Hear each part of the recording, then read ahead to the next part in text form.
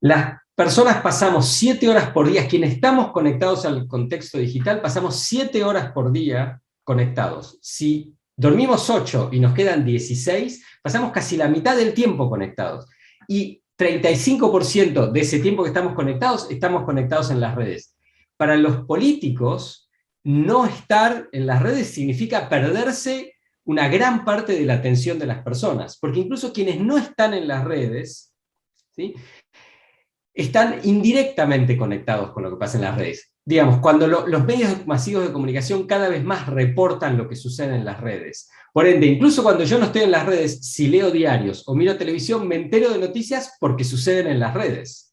Entonces, ya es indispensable las redes, y en el caso de Latinoamérica, servicios de mensajería como WhatsApp, donde prácticamente pasa toda la vida cotidiana de las personas, incluyendo la política, la información, los vínculos familiares, los vínculos románticos, la escolaridad incluso, en muchos casos, etc.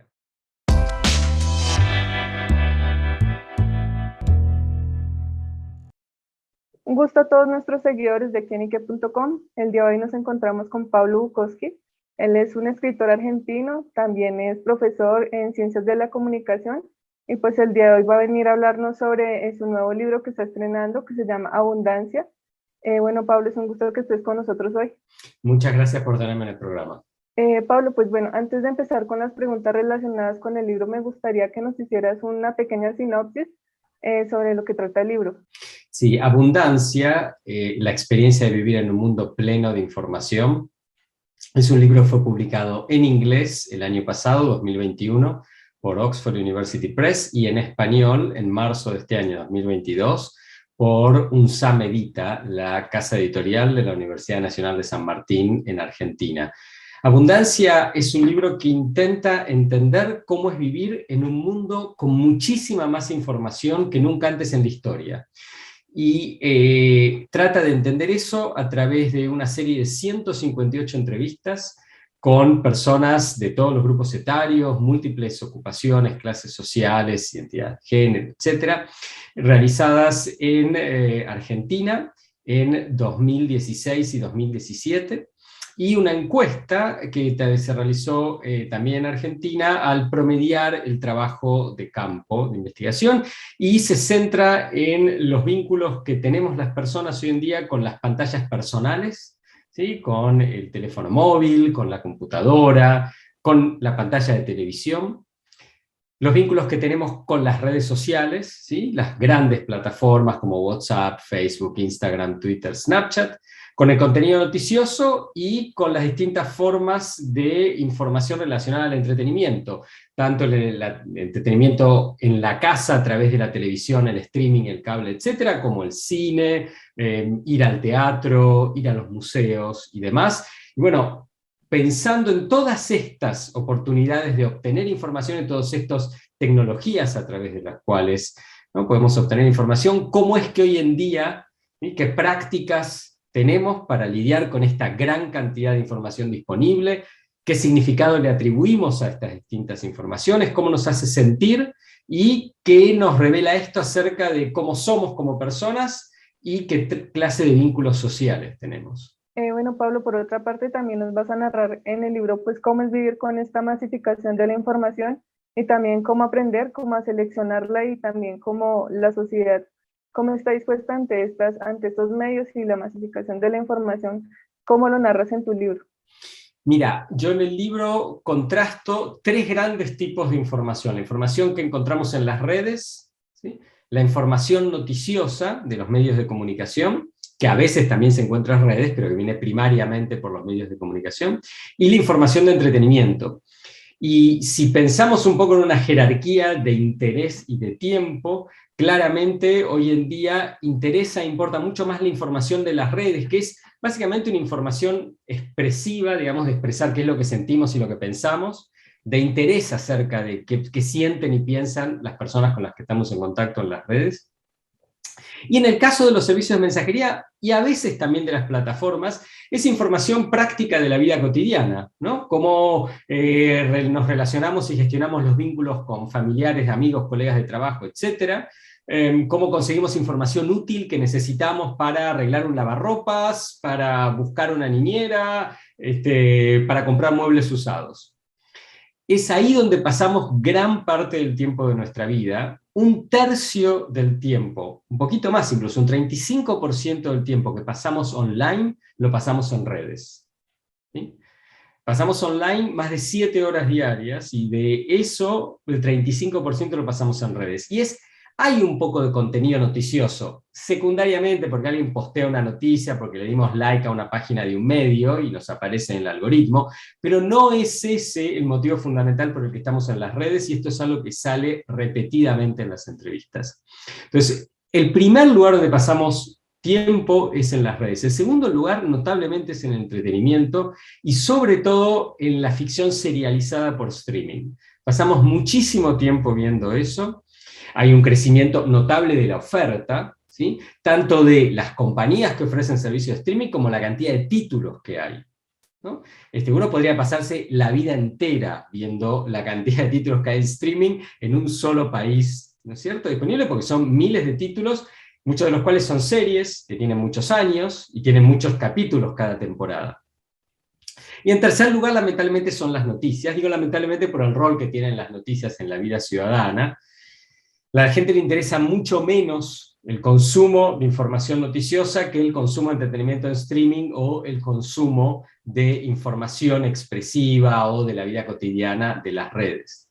Y no solo que le interesa menos, sino que además, así como vamos a ver nuestra serie favorita, no vamos tanto a enterarnos de las noticias, sino que nos enteramos porque alguien lo cuenta en WhatsApp, porque alguien lo postea en Facebook, porque alguien comparte algo en Instagram o en Twitter. El consumo de noticias es mucho más lo que se llama incidental, como un subproducto de estar haciendo alguna otra cosa, como algo que se hace primariamente. Entonces, con toda esta gran cantidad de información, lo que hacemos es priorizar un poco por tipo de contenido, ¿sí? Y lo priorizamos en función de las necesidades generales de la vida cotidiana. Y nos importa mucho más coordinar con nuestros seres queridos a través de servicios de mensajería que enterarnos del último debate en la Cámara de Diputados acerca de la ley del presupuesto. Exacto, bueno, esto sin duda pues también tiene que ver mucho con las redes sociales que manejamos, especialmente los latinoamericanos, pues que con la sociedad argentina también tiene que ver mucho las redes sociales que manejamos en común. Bueno, también pues como es bien sabido, en Colombia también llevamos una campaña política que ha sido pues llevada mucho a las redes sociales. Esto como se ve pues en la cultura y también en la forma como la gente elige a sus candidatos. Sí, es una excelente pregunta. Yo no estoy al tanto con los detalles específicos del proceso electoral colombiano en este momento. Conozco bastante el proceso electoral argentino más reciente, el 2019.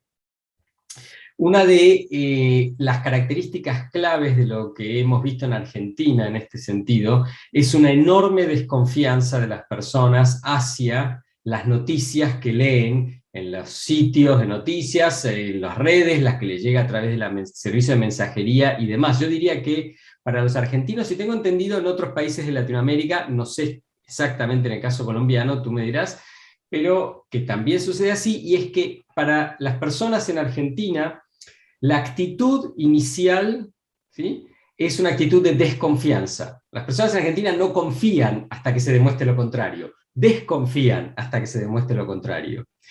Y esta actitud de alto nivel de escepticismo, alto nivel de desconfianza, de pensar que las noticias siempre están sesgadas, siempre tienen una intencionalidad, etcétera, etcétera, le da un matiz especial a la relación entre información, política y consumo de noticias durante los procesos electorales, porque si siempre en general se piensa que las noticias están sesgadas, que hay una intencionalidad, etcétera, etcétera, eso se exacerba, se intensifica durante periodos electorales, donde los ciudadanos y las ciudadanas están muy conscientes de que los políticos y las políticas necesitan, digamos, conseguir ciertos resultados, entonces posiblemente sesguen aún más de lo que hacen habitualmente. Bueno, Pablo, pues eres un gran conocedor de esto, de los medios de comunicación. Me gustaría saber, pues, por qué los políticos también se esfuerzan tanto en mostrarse en las redes sociales, sin embargo, pues la sociedad les muestra desconfianza. Se muestran en estar ahí porque ahí es donde pasa todo. O sea, hoy en día, pongámoslo en perspectiva, viven en el planeta 7.900 millones de personas. El 65-66% está online. Y el 62% está en redes sociales. Hay 4.800 millones de personas en redes sociales. Las personas pasamos 7 horas por día, quienes estamos conectados al contexto digital, pasamos 7 horas por día conectados. Si dormimos 8 y nos quedan 16, pasamos casi la mitad del tiempo conectados. Y 35% de ese tiempo que estamos conectados en las redes. Para los políticos, no estar en las redes significa perderse una gran parte de la atención de las personas, porque incluso quienes no están en las redes, ¿sí?, están indirectamente conectados con lo que pasa en las redes. Digamos, cuando los medios masivos de comunicación cada vez más reportan lo que sucede en las redes. Por ende, incluso cuando yo no estoy en las redes, si leo diarios o miro televisión, me entero de noticias porque suceden en las redes. Entonces, ya es indispensable las redes, y en el caso de Latinoamérica, servicios de mensajería como WhatsApp, donde prácticamente pasa toda la vida cotidiana de las personas, incluyendo la política, la información, los vínculos familiares, los vínculos románticos, la escolaridad incluso, en muchos casos, etc. Bueno, también de esta forma, pues con la masificación de las tecnologías, pues de la comunicación, también se ve mucho las fake news. ¿Cómo se identifica y cómo la gente pues hace para no caer en este tipo de noticias falsas? Yo creo que la gente, hay que pensar, por lo menos en el contexto latinoamericano, donde las instituciones del Estado y las instituciones de la sociedad civil, etcétera, no han dado respuestas aceptables a muchos grupos sociales durante mucho tiempo. Las personas en general tienen un alto nivel de, al menos si no de desconfianza, de escepticismo respecto de la información que reciben. Y por ende yo creo que tienen ya herramientas previas para lidiar con las noticias falsas, que a partir de los últimos años hay una sensación que hay cada vez más de eso. Frente a eso, lo que yo vi en la investigación es que las personas ya tienen una serie de estrategias bastante desarrolladas acerca de cómo lidiar con la información que les parece de calidad sospechosa. Estas estrategias incluyen cosas como, si hay una noticia que les importa, van y la miran en distintos sitios, o la buscan en buscadores y ven si está en distintos sitios y comparan la cobertura de un sitio y de otro. Eso es solo para las noticias que les importan, no para todas en general. Otra estrategia que fue bastante sorprendente en la investigación es que, digamos, hay algunos sitios de noticias donde, digamos, los editores, son muy claros acerca de cuál es su posición respecto de la política y de los temas y demás, y otros que pretenden ser como más neutrales o más objetivos. Lo que yo encontré en la investigación es que si las personas desconfían, o son escépticas al menos, prefieren sitios de noticias que sean claros respecto de su postura, sobre aquellos sitios de noticias que pretenden ser neutrales, porque para las personas la neutralidad no existe. Entonces pretenden consumir sitios que digan, esta es mi posición, yo soy un sitio conservador, o soy un sitio progresista, etc., y así miro las cosas, y lo que hacen es descontar esa postura respecto de la cobertura de la noticia. Es como en el juego de golf, que está el handicap, ¿sí? Que si uno no es muy bueno jugando al golf o no es muy buena jugando al golf, se le descuentan una serie de golpes, ¿no? Cuando hace la cuenta de cuántos golpes necesita para llevar la pelota hasta el hoyo. Yo no soy jugador de golf, pero sé que eso se hace. Muchas personas hacen lo mismo con los sitios de noticias. Dicen, este es un sitio conservador, de derecha, entonces yo le voy a descontar cierto sesgo ideológico, pero sé más o menos dónde está el sitio, ¿sí?, dónde está parado, entonces hago eso. Respecto de sitios que pretenden ser neutrales y donde no se sabe cuál es el agregado del sesgo ideológico. Esas son algunas de las estrategias que las personas ya tienen para lidiar con la calidad del contenido informativo. Frente a las noticias falsas, están todos los esfuerzos de los chequeadores de datos en distintos países de Latinoamérica, a veces en alianzas comunes, y también están los esfuerzos importantes de los consorcios internacionales de periodismo de investigación, ¿sí?, que en los últimos años han tenido, digamos, noticias muy trascendentes en el ámbito de la vida política y económica de la región y del mundo en general.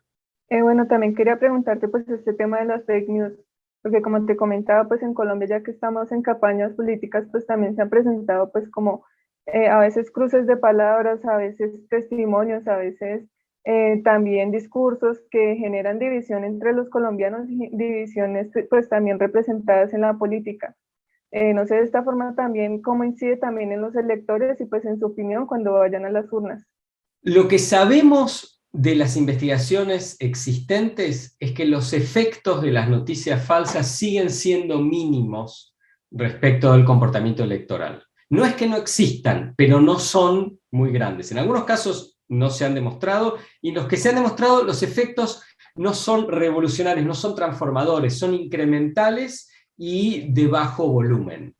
Con lo cual, si bien es algo que no es bueno para la calidad de la vida política y la calidad de la vida ciudadana, no queda claro que a la hora del voto en sí incidan fuertemente en, digamos, cómo la gente vota y por ende en el resultado de la contienda electoral. Insisto, no es que no sean fenómenos importantes, es que hoy por hoy no está comprobado que tengan un efecto demostrable e importante en el resultado de la contienda. Bueno, por otra parte también te quería preguntar, pues ya que el aislamiento y también pues las medidas de confinamiento, varias empresas y varios medios se tornaron a ser digitales.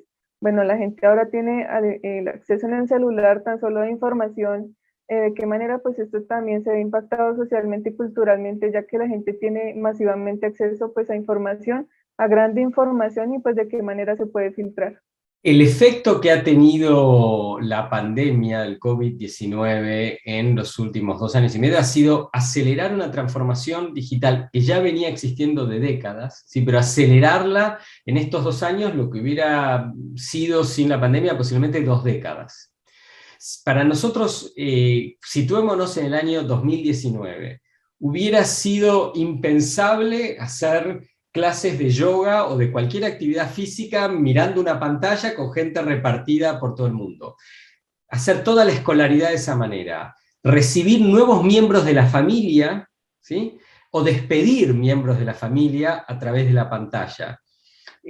Básicamente la vida pasó de la calle a la pantalla, no para todos, porque sobre todo en una región con tanta inequidad como Latinoamérica, la infraestructura no es la misma para todas las personas, hay personas que no están conectadas, pero evidentemente estas transformaciones digitales se aceleraron enormemente, y ahora que estamos empezando a salir de la pandemia, a volver a la normalidad, aun cuando sigue existiendo la pandemia como crisis de salud pública, hay una mayor vuelta a la normalidad con la vacunación, etcétera, etcétera. Lo que estamos viendo es que muchos de estos avances no van a retroceder. De todas maneras, lo que vamos a hacer es, y estamos haciendo, es cada vez más combinando, si se quiere, lo presencial con lo virtual. Con lo cual las estrategias de los medios de ir cada vez más hacia la digitalización son estrategias que van a seguir, ¿sí? Porque es en gran parte hacia ahí a donde está yendo el público, con el proviso, en el caso de las noticias, de que la televisión sigue siendo el medio más importante a través del cual se informa la gente. Tiene un techo, y el techo es donde está ahora, ¿sí? Pero sigue teniendo el rol principal como fuente de información. A medida que pasen los años va a ir creciendo lo digital, ¿sí? Porque ha crecido mucho en el último tiempo, pero aún así la brecha entre la televisión, que en parte es digital, pero la televisión como medio de comunicación, y los sitios de noticias y las redes, en lo que hace a enterarse de la información de actualidad sigue siendo muy importante. No así en el uso de entretenimiento, en el consumo de ficción, ¿sí? No así en el uso de las pantallas, etcétera, donde las redes y los dispositivos celulares han tenido digamos, un desarrollo y una presencia fundamental en la última década, en especial en los últimos 2, 3 años. Bueno, pues también de otra parte, pues Pablo, me gustaría que nos explicaras también cómo ve la academia, pues estas nuevas tecnologías, el uso de las redes sociales, frente pues a los usos que le da la gente para comunicarse. Son usos que de alguna manera lo que hacen es repiten y amplifican cómo la sociedad funcionaba antes de que existieran. Y es por eso que el pensar, el discurso totalmente utópico que había hace 25 años de que el mundo va a cambiar, va a ser más igualitario, etcétera, por las tecnologías de comunicación, por las redes, no sucedió, porque las redes y la tecnología las construyen individuos, organizaciones, ¿sí? Colectivos, que vienen de una sociedad que es desigual y que tiene enormes problemas y donde hay muchas luchas de poder. Pero lo mismo tenemos que decir con los discursos distópicos que han surgido en los últimos 6, 7 años de que estas tecnologías van a destruir la democracia, que nos traen las noticias falsas, que traen necesariamente, el uso de estas tecnologías trae necesariamente aparejado problemas de salud mental, etcétera, etcétera.